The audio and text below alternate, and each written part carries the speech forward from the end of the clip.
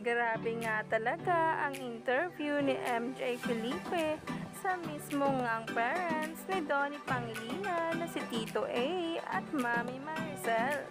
Umani nga agad ito ng samot-saring komento nang diretsahan niyang tanungin kung anong meron na sa Don Bell. At diretsahan din itong sinagot ni Tito A nang walang pag-aalinlangan.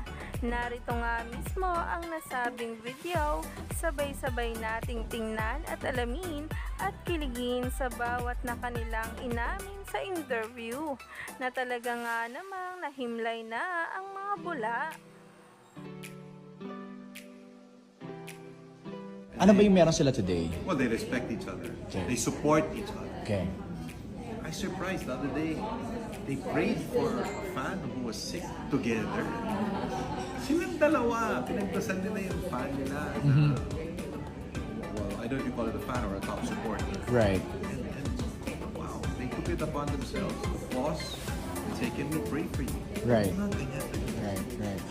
Kung saan ay humahanga nga talaga si Tito A at Tita M kay Donnie Pangilinan at Bel Mariano at kung paano nga talaga nila gawin ang dapat na umani nga agad ng samot-saring komento.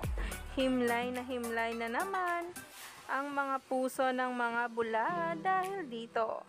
Kaya naman, stay tuned lang tayo for more updates tungkol mismo kay Donnie Pangilinan at Bel Mariano sa mga susunod na ayuda.